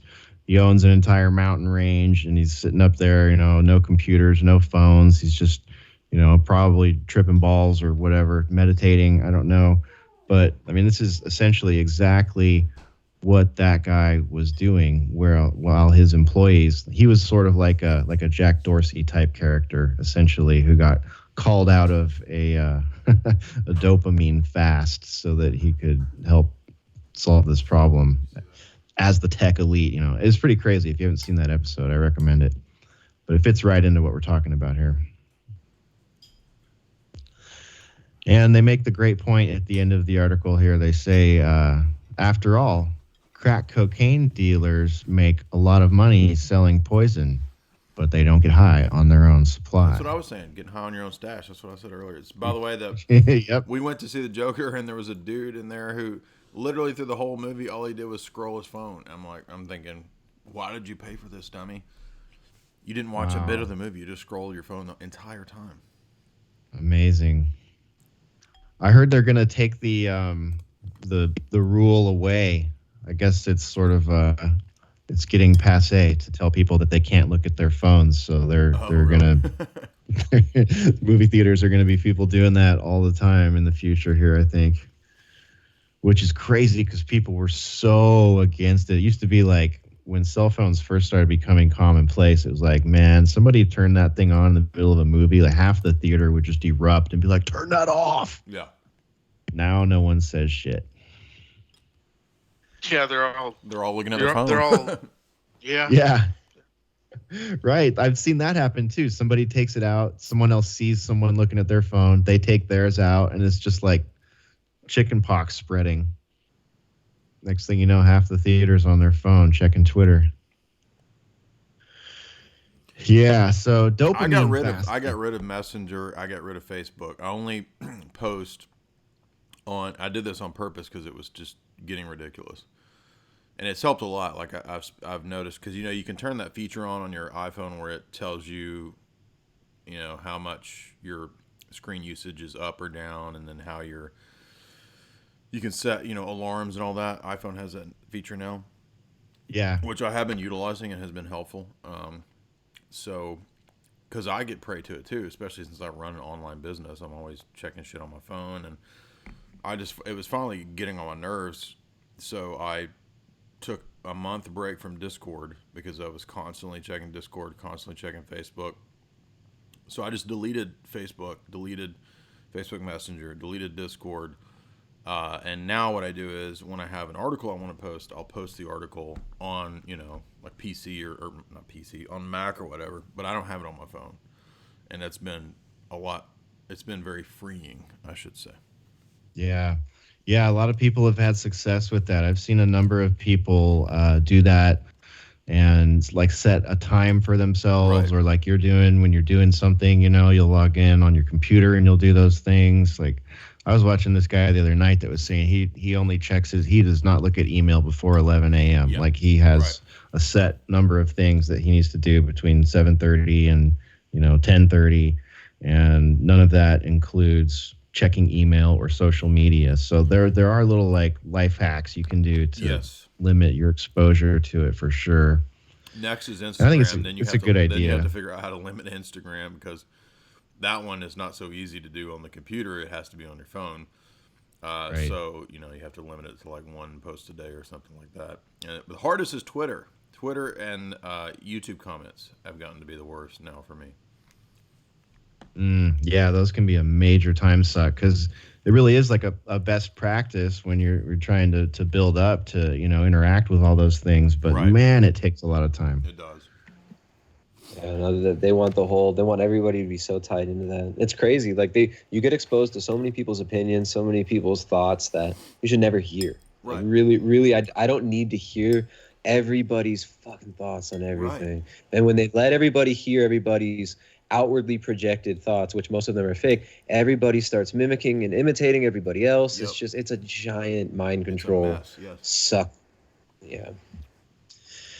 Yeah, it can be a real time and energy suck. That screen time app is crazy. If you have an iPhone and you've never looked at it and you have preclusions to spend time on social media, check that thing out. See how much time you're spending.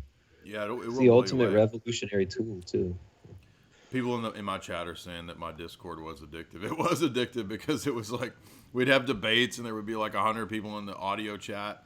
I mean, we'll try to figure out a way to schedule it. In the future, it's not going away. I just needed to take a break from it because it was just. Yeah, I stopped streaming for like 3 months. I haven't done a stream. I haven't done a live stream. I've done interviews and I just premiere them. And I'll sit and watch the premiere. But I stopped streaming a while ago. When I got my copyright strike that took my streaming away, I just kept going because I felt better. There's only so many people you can speak to and interact with in real life and also on the internet, right? So you only have so much energy. You only have so much time, right? So it's like if you spend, and when you hang out, if you ever meet like these social media celebrities, they're some of the most fucking miserable, gross people to be around. They're so boring. They have nothing to give. They have nothing to put out. There's no fire. Like there's no, like you look at their eyes and they're just like, they're half there. And probably real celebrities too. I mean, I'm sure they're even weirder to be around than e-celebs and people that think that they're big in that. But yeah, dude, the social media stuff is awful. It's one of the worst. I mean, it's cool and you could share so many things. Like here we are, we got YouTube going right now on Jay's channel. You got the radio show, Alternate Current Radio going right now as well at alternatecurrentradio.com. And we, I mean, it's awesome. We get to reach all these people and talk to people, and I got to meet all you guys. I've never met you, but at the same time, it's really subversive. It's overload too. Yeah, it's like there's these goods which make you not want to give it up, but then it's also overload. Like who could possibly keep up with all this stuff? It would drive you mad. And think about this too. While we're doing this, our bodies are atrophying. All of it, like we don't use our bodies anymore. We're not going, like people don't.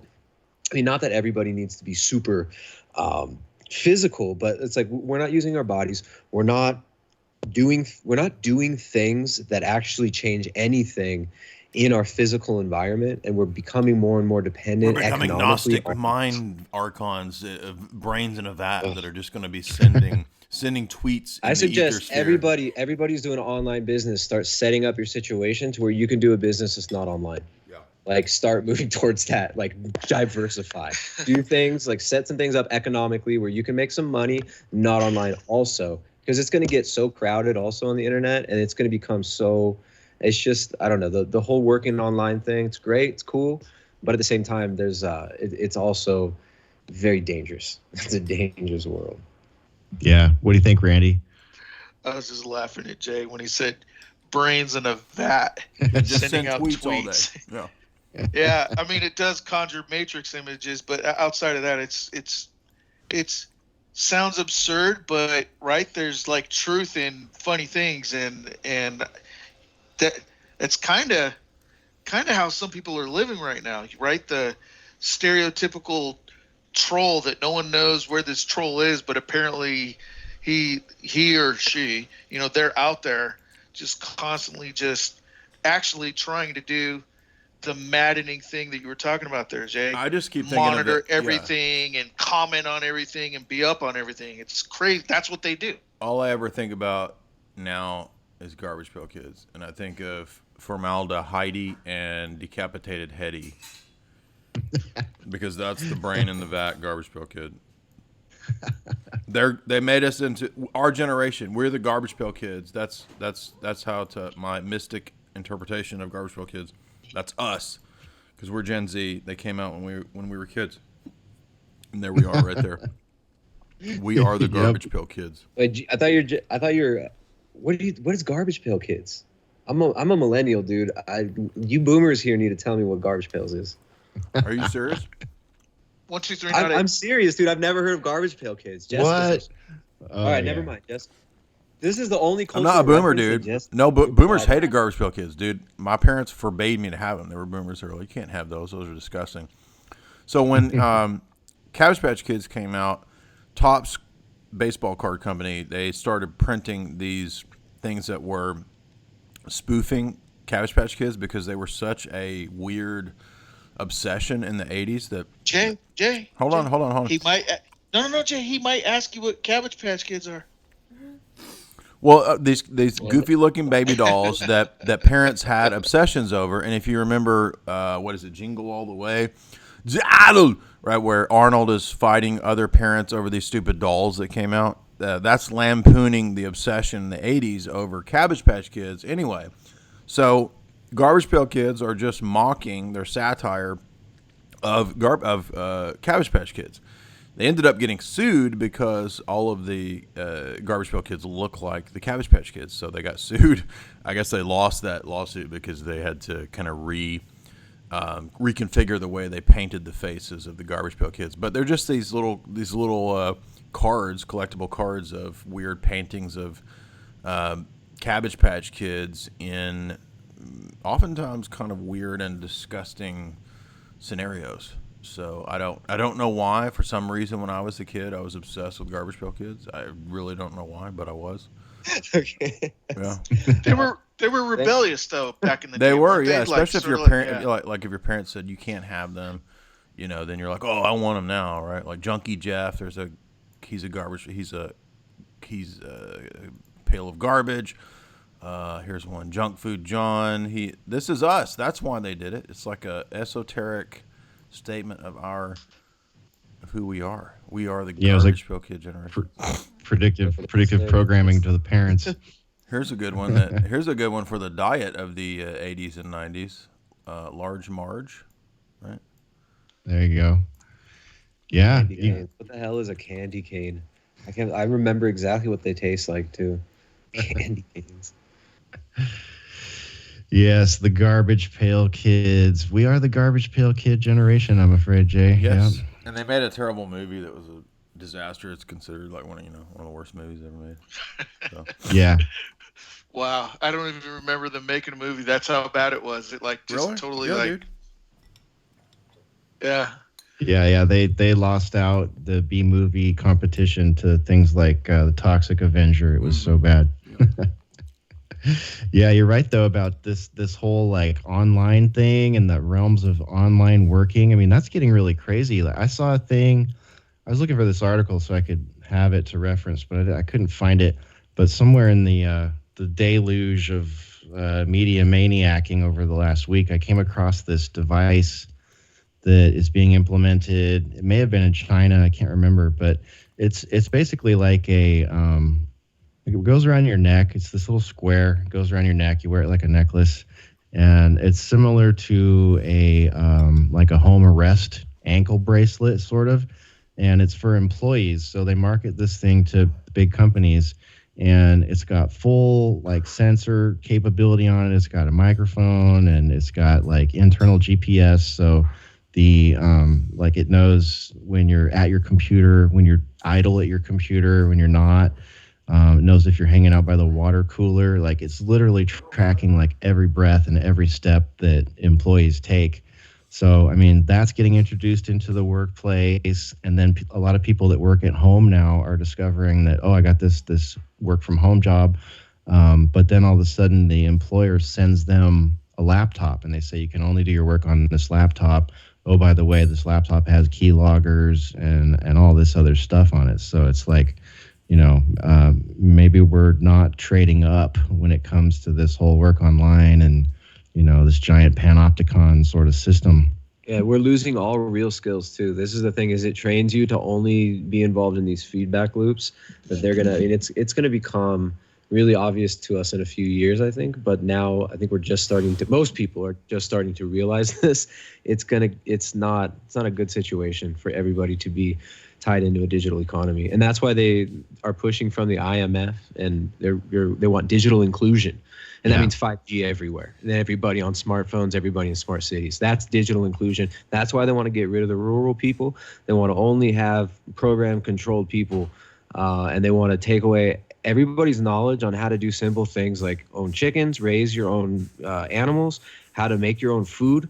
They want all that gone. They don't want you. You have to think that food comes from your vending machine, and you get that through your, your social media credit score, and the way that you procreate is your fleshlight. You watch VR porn and your fleshlight inseminates a woman, and you get told that everybody's going to think that this is all normal if we keep going further into this. Yeah, good point. And this all ties back into the idea of social credit. And I mentioned this when we were closing out last week, but I think it's worth bringing back because it kind of it all ties back in when you look at the agendas that are coming to place when it comes to the green movement and carbon taxing and this bogus concept of net zero, social credits, the way people behave. Check this out. Chinese scientists have developed a 500 megapixel facial recognition camera, 4 times more detailed than the human eye, that can identify individuals from crowds of tens of thousands in streets or at sports stadiums. The development raises further civil liberty concerns about the rapidly advancing surveillance technology linked with artificial intelligence. They've dubbed this super camera. Another. That's kind of a short name, but equally funny. Super camera. The technology was unveiled by researchers at China's International Industry Fair. China currently has an estimated 200 million CCTV cameras watching over its citizens. For the past few years, the country has been building a social credit system that will generate a score for each citizen based upon data about their lives, such as their credit score, whether they donate to charity, and their parenting ability. Punishments and rewards that citizens will receive based upon their score include access to better schools and universities and restricted travel. The current CCTV network is a central tool in gathering data about its citizens, but the cameras aren't always powerful enough to take a clear picture of someone's face in a crowd. The new 500 megapixel camera will help to remedy this. The camera's artificial intelligence will be able to scan a crowd and identify an individual within seconds. An analyst at the Australian Strategic Policy Institute told ABC that the government has massive databases of people's images, and that data generated from surveillance video can be fed into a pool of data that, combined with AI processing, can generate tools for social control, including tools linked to the social credit system. So there you go, something to look out for. Without talking about isms and communism, because that gets a bunch of connotations and baggage tied to it. Like just the word communism, everybody starts getting certain images in their head. But at a very basic level, though, what they got going on over there from listening to you is a very interesting system, governance thing in a system where it's almost like they're implementing a competitive conformity within the culture. Like the more you conform, the more rewards you get. And that is freaking scary. And oh, by the way, I do see lots of that here in good old, America. I don't see it like instituted like that, but I see the groundwork for it. I think anybody can if they really step back and look. Where the more you conform, the more rewards you get. Now different people could dress up and riot in Portland or do whatever they want and think that they're, standing for something, or you could be like the idiot stopping the plane, sitting on the plane, in London, so it doesn't leave and all that.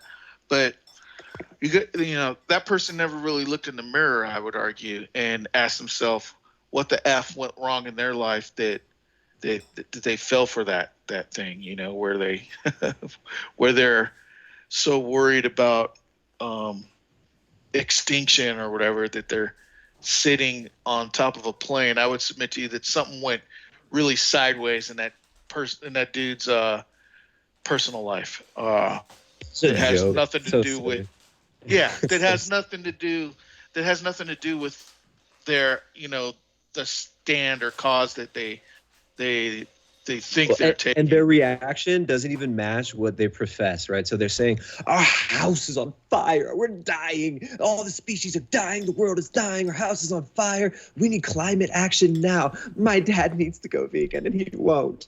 I'm so mad. It's just like, it's so stupid. It's so bad. Yeah. Yeah, what a mess. What a mess we're making of young people and all ages of people. My goodness, this climate thing is insane. Absolutely insane. We should probably wrap. Go ahead, Randy. Sorry. No, go ahead. Think about what you were reading there. Like that system over there in China that they got going, it's probably just really a more overt way of governing that I think that lots of governments would love to do. And that is basically, the more you do things proper according to the government, the oversight committee or whatever, the more well-behaved you are according to their rules, the more you do what is good for the planet, translation, what they want you to do so they could churn a profit and so you could be used as a resource, et cetera, et cetera. The more like that you are, the higher your social credit score is, and the more access to better schools and the better you look. They're creating a class system. They're creating a conformity, again, that becomes competitive.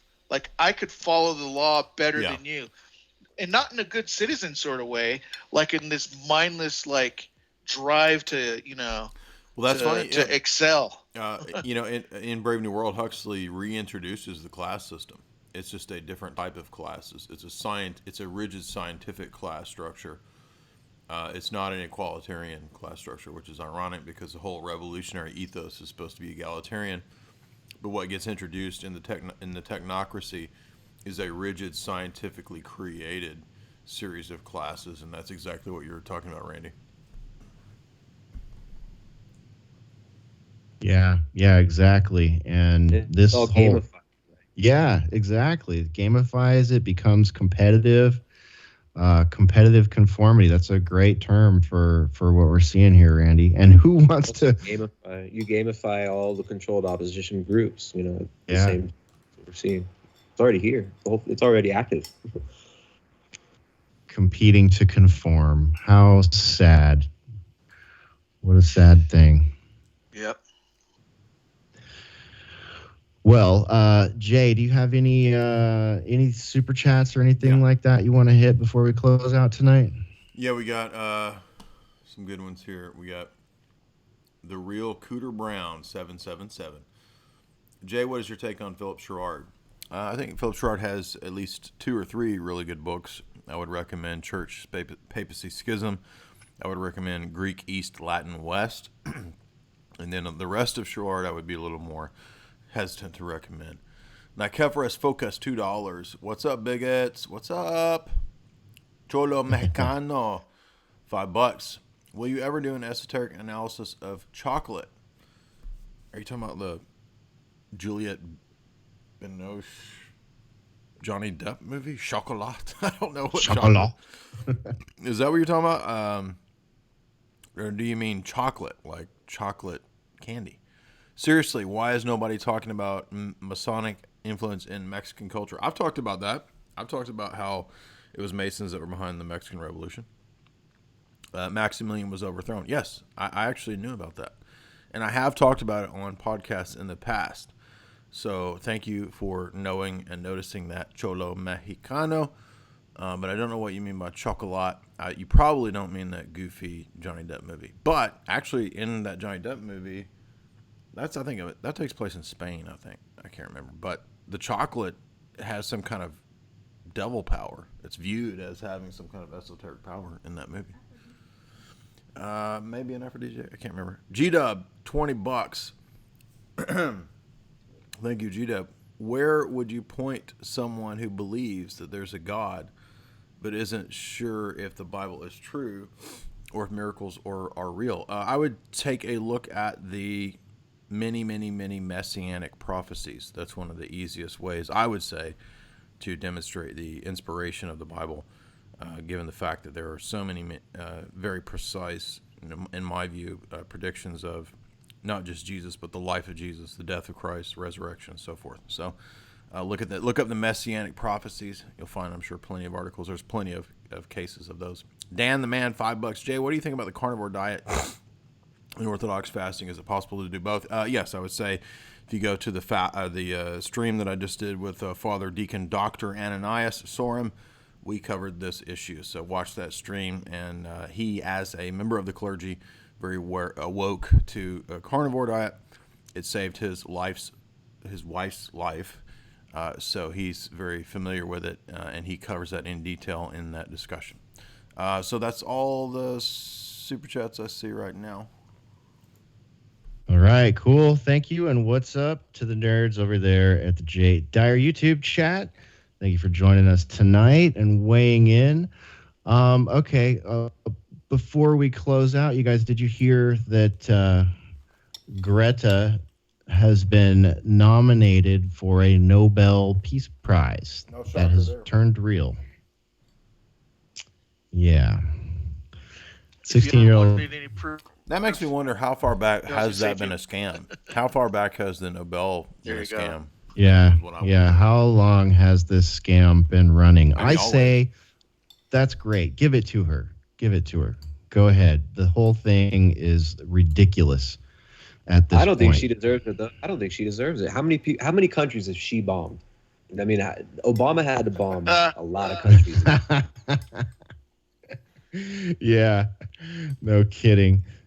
Yeah, and he got the Nobel Peace Prize before he even did it. Didn't Al Gore get it too? So basically, it's whoever gets that award is whoever advances the New World Order that year. Whoever shills the hardest gets that award. There you go. Yeah. So she is widely considered by bookmakers to be the favorite to win this is a big one. It's the 100th Nobel Peace Prize. And if she succeeds, she'll become its youngest ever recipient, a year younger than Malala Yousafzai when she shared an award in 2014. It says there's 301 candidates in the running for this year's award. 223 individuals and 78 organizations, according to the Nobel website. The activist, quote unquote activist, blah blah. They kind of go into who is she? We know who she is. Our listeners know dang well who she is. But let's see here. British bookmaker William Hill put Thunberg at odds of 8 over 13, and said that 96% of Nobel Peace Prize bets have been placed on Thunberg. And then a London-based betting company, Coral, put her at 1-2 odds. And she's up. Yeah, right? So here's the competition. Let's see, just a couple competition folks mentioned here. According to London-based online betting company, I'm doing my best Basil Valentine here, Betfair, Abiy Ahmed, the Ethiopian prime minister who brought an end to his country's conflict with Eritrea, is the second most likely candidate to win. So wouldn't that be interesting? No chance. Yeah, no chance. You ended a war? You suck, dude. Where's our carbon credits? How did you even make the list? We want to save the banks, not end wars. Don't they know over there at Nobel? Let's see here. William Hill also predicts that other contenders include Ra'anoi Metuktir, an indigenous Brazilian leader and environmentalist who led a campaign to protect the Amazon. Okay, so you would think the green people... Fighting chance. Yeah, that one's got a fighting chance. That's green enough, right? That's green enough. Yeah. He's got like one of those big like lip discs too, covering his whole face. So, the diversity vote is strong there with that one. Yeah, street cred, but jungle cred or whatever. Yes. So she's also up against Reporters Without Borders when it comes to organizations and the United Nations Human Rights Council. Ooh, gee, boy, they don't deserve to win. So the winner will be announced live from Oslo at 5 a.m. Eastern time tomorrow, Friday. So we'll know tomorrow if Greta is going to be bestowed the illustrious Nobel Peace Prize. How dare you! I mean, those odds. They're almost not wanting to take money on it. This is what they're saying. Don't put money on her, please. Yeah. We don't want to pay out that much. Yeah, no kidding. What a sham. The tweet responses to that were great. So CNN tweeted that out, and Creative Accidents sent me this tweet thread. It's great. I recommend if you want some laughs and you're taking your allotted Twitter time for the day, follow the link to that tweet. I'll put it on the show page. It's pretty funny. There's some good ones in there. Here's a good one. It's funny. It's funny. Speaking of CNN, in Ecuador, over the last week, as all this craziness is happening and the capital is surrounded with protesters, the president had to leave and move the entire government to Guayaquil. Siri actually changed where the capital of Ecuador is on the day that Lenin Moreno moved. Dude, no way. Yeah, if you went on and asked Siri where the capital of Ecuador is, here in Ecuador at least, it was telling everybody that it was Guayaquil. Man. That day. What's scarier, Tristan? That was so weird. Okay, no, but that's not even the weirdest thing. Check this out. Also, none of the previous president never really messed with CNN, right? There was never really a CNN presence in Ecuador. But this president made a major announcement in response to the people through CNN Español, through the Spanish CNN station. So it's a funny thing seeing just how I don't know, the situation here is really funny. And this president ran on he was the vice president of the previous president who set up the situation that kind of allowed this all to manifest. The previous president, he's not a saint. He's not this great, amazing dude he's a crook who lives in Belgium now. And a lot of people don't want him. If he ever comes back to this country, there are a lot of people here who want to make sure that he never leaves again. This current president was the vice president under his administration, and now he did a complete 180 on all policies of keeping the IMF out. And the policies that the Ecuadorians are upset about is they had a policy where instead of allowing companies like BP or Shell, Chevron, which Chevron has had a history of destroying areas of Ecuador and not paying damages that it's done to a lot of communities. It used to be that these companies could just extract oil and then they'd negotiate with the government. That's the setup that the IMF likes, right? So the price of oil can be manipulated. The whole country can be manipulated for the resources. It's a big scam. Some of these, like this previous president here, Correa, he set up a situation where it was a state monopoly on oil production. And supposedly that oil production money would go to the people. And ended up going to people in the military and police, which he built up a lot, put a lot of military and police to work from taking these people from the mountains and stuff who were doing agricultural stuff and move them to the cities as cops. And the IMF loans that they've taken now have changed that situation, is moving towards privatizing oil, and they don't want the situation where the oil is being basically nationalized, almost nationalized, kind of nationalized, but in a way that was still kind of sketchy, similar to Libya and other countries that have been destroyed in the past. So I don't know, just throwing a few other things out there about the Ecuador situation as I think about it, as it's kind of right in front of me and a little bit stressful right now. But yeah, CNN and all that stuff, you triggered those thoughts with the CNN talk. Yeah. Well, they're still not talking about it. I finally saw it pop up in some international news sites today, what's going on down there. But it's been 10 days. I mean, if it weren't for you being there and sending us links, I would hardly know it was happening. So it's I'm going to have to duck out, crazy. you guys. Appreciate it. All right. Well, thanks for joining us tonight, Jay. Yep.